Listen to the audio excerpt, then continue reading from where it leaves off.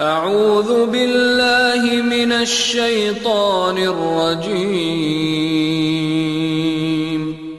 بسم اللہ الرحمن الرحیم حمده ونصلي على رسوله الأمين أما بعد أعوذ بالله من الشيطان الرجيم بسم الله الرحمن الرحيم ووصينا الإنسان بوالديه حملته أمه وهنا على وهن وفصاله في عامين أن اشكر لي ولوالديك إلي المصير. معزز حاضرین مسجد، آج کے درس میں ہم والدین کے ادب کے تعلق سے چند باتیں سماعت کرنے کی کوشش کریں گے. سب سے پہلی بات یہ ہے کہ دنیا میں ہر کوئی اپنے والدین کا ادب بھی کرتا ہے، احترام بھی کرتا ہے. اس میں مسلم غیر مسلم کی کوئی تمیز نہیں ہے، اور یہاں تک بھی دیکھا گیا ہے کہ غیر مسلموں میں والدین کو، ماں باپ کو بھگوان سمان قرار دیا جاتا ہے، یعنی کہ خدا کا روح، یعنی کہ اتنا بڑا درجہ وہ لوگ دیتے ہیں، یعنی کہ بہت زیادہ ادب و احترام وہ دکھاتے ہیں.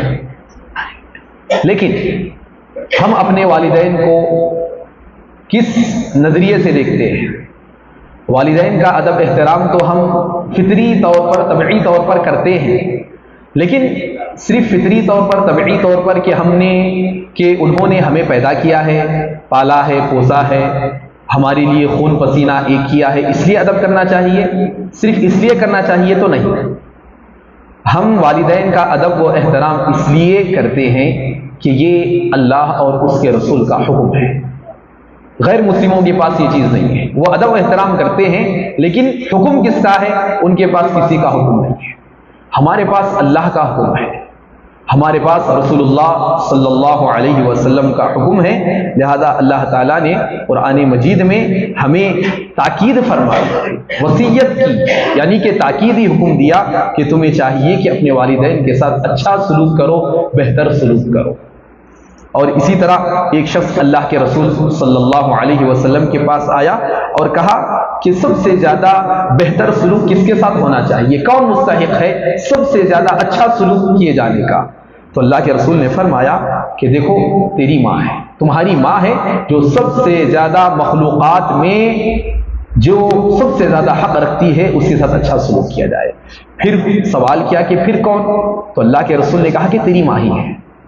پھر تیسری مرتبہ سوال کیا، پھر کون؟ تو اللہ کے رسول نے کہا تیری ماں ہی ہے. تیری ماں ہی ہے جو سب سے زیادہ حق رکھتی ہے کہ اس کے ساتھ تو اچھا سلوک کرے.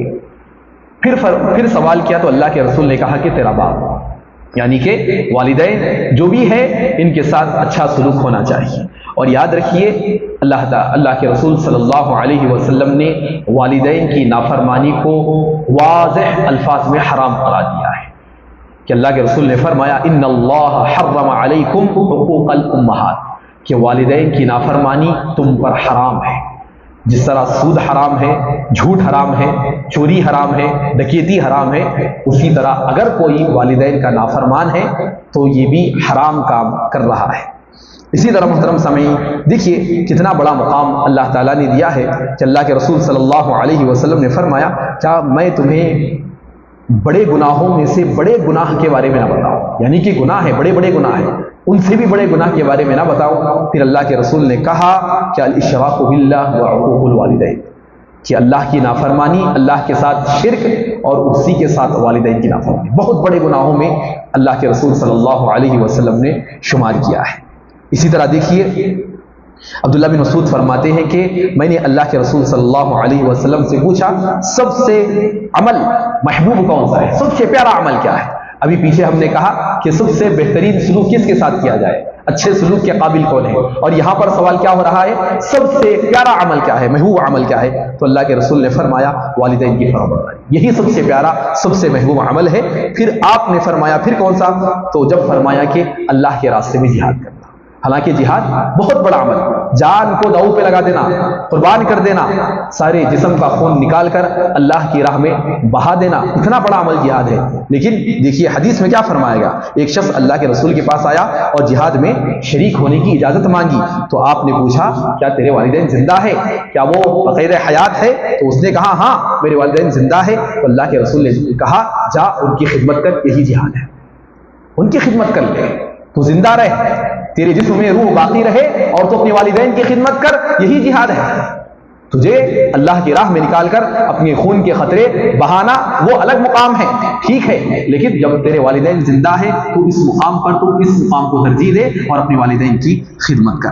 اسی طرح اب مسئلہ یہاں پر یہ آتا ہے کہ والدین الحمدللہ بقید حیات ہے، زندہ ہے، ان کی خدمت کا موقع ہاتھ سے نہیں جانا چاہیے، لیکن اللہ نہ کرے والدین ہے، اب کچھ وقت ہوتا ہے، ہر نفس کو موت کا مزہ چکنا ہے، اس دنیا سے ہمارے والدین چلے جاتے ہیں، ہم سے جدا ہو جاتے ہیں، اب اولاد کو کیا کرنا چاہیے؟ اس سلسلے میں ایک انصاری آدمی آپ کی خدمت میں حاضر ہوئے اور عرض کی میرے والدین کی موت ہو گئی ہے، میرے والدین اے اللہ کے رسول وفات پا گئے ہیں، اب ان کی اطاعت کیسے کی جائے؟ زندہ ہے تو ٹھیک ہے، معلوم ہے زندہ ہے، ان کی خدمت کی جا سکتی ہے، ان کی فرمانبرداری کی جا سکتی ہے، ان کی بات مانی جا سکتی ہے، لیکن اب وہ نہیں رہے۔ اللہ کے رسول اب میں ان کی اطاعت کیسے کروں، اب میں ان کی فرمانبرداری کیسے کروں؟ تو آپ صلی اللہ علیہ وسلم نے فرمایا ہاں ان کی اطاعت ابھی باقی ہے، ہاں وہ تو چلے گئے ہیں لیکن ان کی اطاعت کا دروازہ کھلا ہوا ہے، ان کی بات ابھی بھی مانی جا سکتی ہے۔ اور اللہ کے رسول نے فرمایا 4 چیزیں کی جا سکتی ہیں ان کے لیے، 4 باتیں ہیں جو ان کے لیے ہو سکتی ہے۔ سب سے پہلی بات اللہ کے رسول نے فرمایا ان کے حق میں رحم و کرم اور مغفرت و بخشش کی دعا کرنا، یہ سب سے پہلی ذمہ داری ہے اولاد کی گزرے ہوئے والدین کے لیے، کہ اپنے والدین کے لیے بہت دعا کریں، رحم و کرم کی، بخشش کی دعا کرتے چلے جائیں۔ جنت میں ایک شخص کے اچانک درجات بلند ہونے لگے، درجات پہ درجات بلند ہو رہے ہیں، وہ پریشان ہے کہ بھائی ایسے اچانک میرے درجات کیسے بلند ہو رہے ہیں، میں کیسے مقام پر مقام پائے جا رہا ہوں؟ تو اسے کہا جائے گا تیری اولاد جو تو نے دنیا میں چھوڑی ہے نا، وہ تیرے لیے دعائیں کر رہی ہے، تیرے لیے وہ دعائیں کر رہی ہے، بخشش کی دعائیں مانگ رہی ہے، اس لیے تیرے درجات کو بلند کیا جا رہا ہے۔ تو محترم سامعین، اولاد کی دعائیں والدین کے حق میں رائگاں نہیں جاتی، اور سب سے بڑی ذمہ داری اولاد کی یہی ہے کہ اپنے والدین کے لیے جتنا ہو سکے اتنی دعائیں کرتے ہم چلے جائیں۔ دوسری چیز اللہ کے رسول نے فرمایا ان کے وعدے پورے کرو، اپنی زندگی میں ان کے جو وعدے تھے، انہوں نے جو باتیں کہی تھی کہ بیٹا یہ کام ہونا چاہیے، بیٹا فلاں کام ہونا چاہیے، بیٹا وہ کام ہونا چاہیے، جتنے انہوں نے اپنے لیے ارمان رکھے تھے، آرزویں رکھی تھی، ہو سکتی ہے کہ والدین موجود تھے، استطاعت نہیں تھی، کر نہیں پائے تھے، کچھ مصروفیات تھی، جو بھی تھے، اب میری ذمہ داری بحیثیت بیٹا میں جو ان کے وعدوں کو پورا کرنے کی کوشش کروں گا۔ اگر والدین نہیں ہے اپنے والدین کے وعدوں کو یاد کیجئے اور ان کو پورا کرنے کی کوشش کیجئے۔ تیسری بات اللہ کے رسول نے بڑی پیاری بات بتائی، ان کے دوستوں کی عزت کرو۔ ہاں میرے والدین ہیں، میری ماں ہے، میرا باپ ہے، چلے گئے، دنیا سے رخصت ہو گئے، دوست کون ہیں ان کے؟ میری ماں کے قریب کون تھا، کس کو وہ سہیلی مانتی تھی؟ میرے باپ کا دوست کون تھا؟ کون زیادہ آتا تھا میرے باپ سے؟ کون ملتا تھا؟ کون جاتا تھا؟ کس سے میرے والدین زیادہ فری تھے؟ کس سے زیادہ بات کرتے تھے؟ کس کی زیادہ مدد کرتے تھے؟ کس کے بارے میں زیادہ پوچھتے تھے؟ اب میری ذمہ داری ہے کہ میرے والدین کے دوستوں تک میں پہنچوں گا، میری والدین کی جو میرے والدہ کی جو سہیلیاں ہیں، میرے والد کے جو دوست ہیں، ان کے ساتھ عزت کا معاملہ کرنا، ان کی توقیر کرنا، ان کا ادب احترام کرنا، ان سے ملنا، ان سے بات چیت کرنا، یہ والدین کے لیے فرمانبرداری کی ایک شکل ہے۔ اسی طرح اللہ کے رسول صلی اللہ علیہ وسلم نے یہ بھی فرمایا کہ ان کی وجہ سے جو رشتے بنے ہیں ان کو جوڑے رکھنا۔ دیکھ کبھی ایسا ہوتا ہے والدین کئی رشتے جوڑ دیتے ہیں کہ دیکھو بیٹے آپ فلاں ہیں، ان سے ہمارا رشتہ ہے، دیکھو فلاں کی ساتھ تمہیں رہنا چاہیے، فلاں کی عزت کرنی چاہیے، وہ فلاں بڑے حضرت ہے، وہ فلاں ہے، وہ فلاں ہے، ہاں ان سے اپنی پہچان رکھو، ان سے بات چیت کرو، ان سے ملاقات رکھو۔ تو لہذا کبھی والدین ایسے رشتے جوڑ کر جاتے ہیں جو اصل میں ہوتے نہیں ہیں، لیکن والدین ان سے حسن سلوک کرتے ہوئے، ان سے میل ملاقات رکھتے ہوئے ایسے رشتے بنا جاتے ہیں۔ تو لہذا اللہ کے رسول نے فرمایا تمہارے والدین کی وجہ سے جو رشتے تمہیں بنے، جو پرائے تھے وہ اپنے ہوئے، انجان تھے پہچان کے ہو گئے، ایسے لوگوں کی توقیر کرو، عزت کرو اور ان کی صلہ رحمی کو باقی رکھو، ان سے رشتے کو جوڑے رکھو۔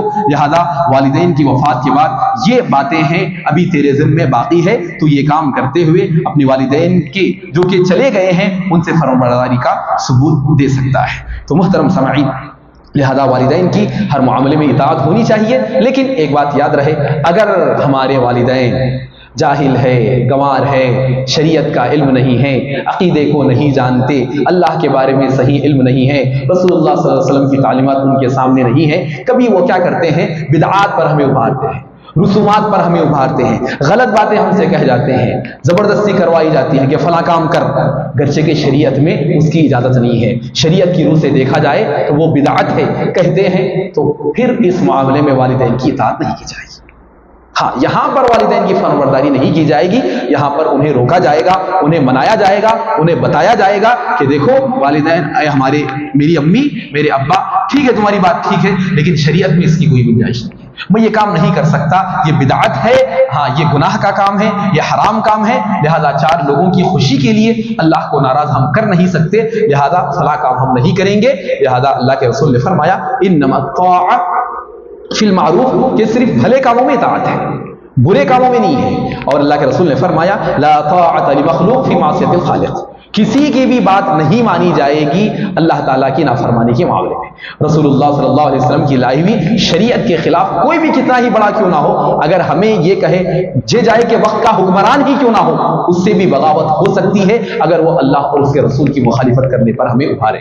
تو لہذا محترم سامعین، یہ چند باتیں والدین کے ادب کے تعلق سے ہمارے سامنے ہیں۔ اللہ رب العالمین سے دعا ہے کہ اللہ تعالیٰ مجھے اور ہم تمام کو اپنے والدین کا جو حق ہے وہ دینے کی توفیق دے، جو تقاضے ہیں، جو شروط ہے، جو حقوق ہے، جو آداب ہے، انہیں ملحوظ رکھنے کی توفیق دے۔ ہمارے والدین کے لیے زیادہ سے زیادہ ان کے لیے دعائیں مغفرت کرنے کی اللہ تعالیٰ توفیق دے، اور ان کے ساتھ جب وہ زندہ ہے ان کی اطاعت کرنے اور ان کے جانے کے بعد جو راستے اللہ کے رسول نے بتائے ہیں ان پر عمل پیرا ہونے کی ہم تمام کو توفیق بخشے۔ آمین ثم آمین۔ بارک اللہ لنا ولکم فی القرآن العظیم۔ سبحانک اللہم وبحمدک، اشہد ان لا الہ الا انت، استغفرک۔